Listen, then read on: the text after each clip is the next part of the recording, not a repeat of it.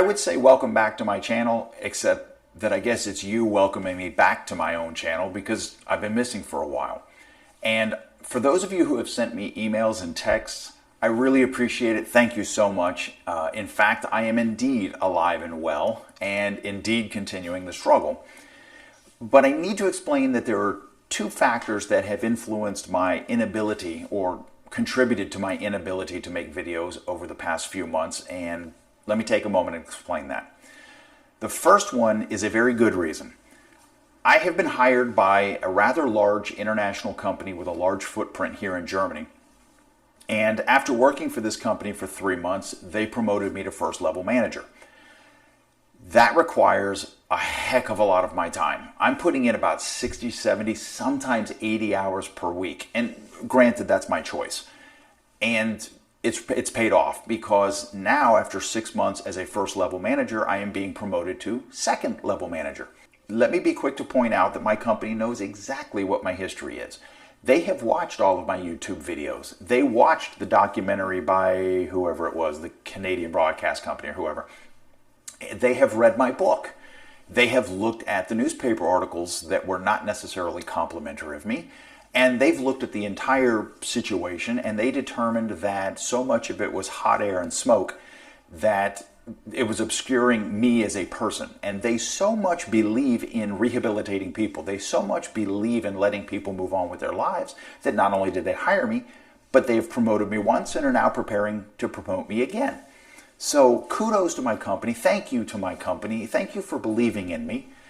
And thank you for letting me work so many hours at work. Now, there's another good reason why I haven't had the ability to put videos out, and that has everything to do with haters. So let me address that for a moment. Somebody, I'm assuming it was a one person, might have been a group, but I think one person was really unhappy with my videos and contacted Facebook and told Facebook that I was a convicted sex offender. Facebook immediately disabled my account. They didn't ask if it was really me. They didn't ask if it was really true. They didn't ask for any proof that I was a convicted sex offender. They simply canceled, or I should say disabled my account. Now, I'm speaking directly to the person who did that. You accomplished absolutely nothing, which is probably what you accomplish mostly in your life. Nothing. Because that Facebook account was used only for me to keep in contact with my cousins, my sister, my brother, my parents back in the US. It was my family connection. Had nothing to do with my YouTube videos, had nothing to do with my political goals or aims. So all you did was try to cut off the ties I had to my family. That makes you a really sucky person. That was a really low-life thing to do. And you accomplished nothing because within 1 minute, I had another Facebook page up and running and my family was connected to it, and I'm using a different name, so really good luck to you trying to figure out which name it is. Do your best, because if you shut that one down or have it disabled, I'll just create another one. So you're wasting your time, not mine, and all you're really doing is exposing what kind of person you really are. Now, the second thing that this person did, this person went to YouTube and complained that I was doing something illegal as a convicted sex offender. As a result, and understandably, YouTube shut down my YouTube channel for about a week, somewhere between 7 and 10 days. And they reviewed every video that I made, every post that I made, every comment that was made to me or by me. And at the end of that investigative period, they determined that I had broken no laws, that I had violated no rules, and that I was doing nothing to violate the ethical standards of the community. And so they reinstated my YouTube channel. So again, to you, the person who did that, you suck as a person, and you accomplished nothing. You failed. So I need you, the person who is the hater, and I'm addressing haters at large, but I'm looking directly at you, and I'm telling you that as much as you suck as a person, you're not going to slow me down, you're not going to shut me down. If 22 years in prison did not shut me up, if 10 years in isolation, including 1 year in maximum isolation on death row at Florida State Prison, if that didn't shut me down, you sure as hell won't.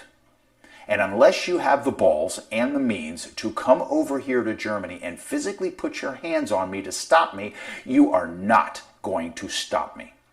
Threats by the American government, threats by Florida law enforcement have not shut me up. What do you think you are going to accomplish?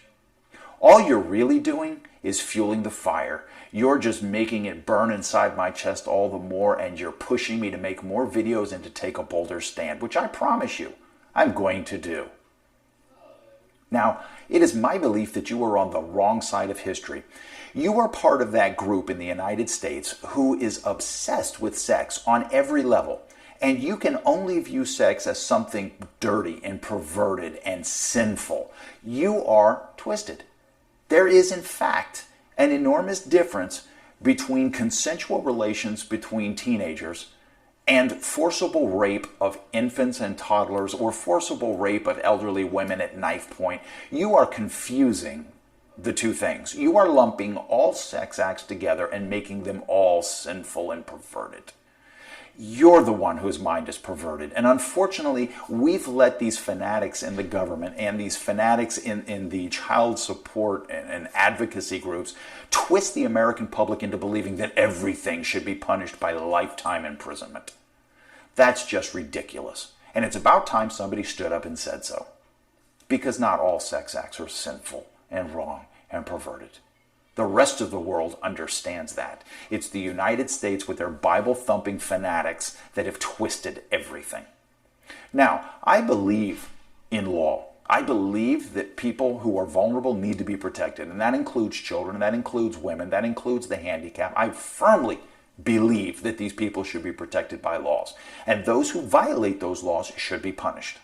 I believe in effective police force. I believe in prisons because there are some people that really need to be locked away from society, but not everyone. In fact, most of the people in prison probably have no business being there. It's a money-making venture.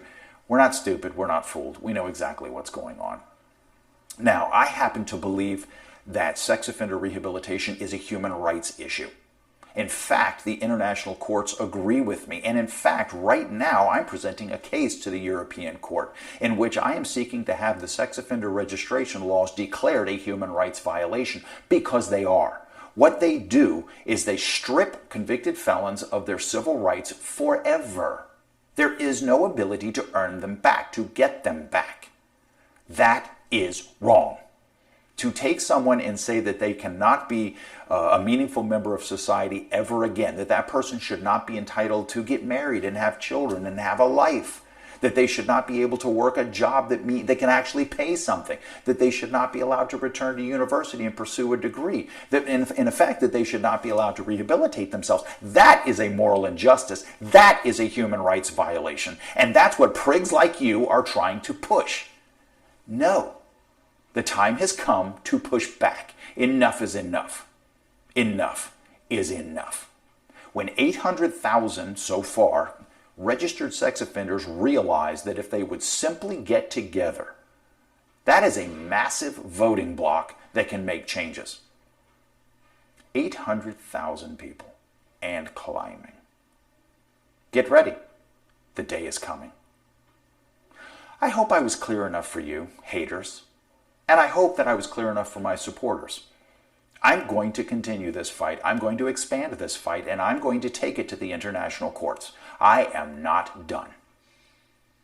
Now, I'm going to be coming out with another video very shortly in which I discuss the arrest warrant that the state of Florida has issued for me. The state of Florida wants me returned to face 20 years in prison, according to the warrant, simply because I left the country without permission. No other country in the world hands out punishments like that. Not a one. So, looking forward to making the next video, and I'm looking forward to your comments on this video and the next one. Until then, I encourage you to, of course, obey the law. But I also encourage you to stand up for your rights. If you're not happy with this situation, then do something about it. I'm ready. Take care of yourselves. See you next time.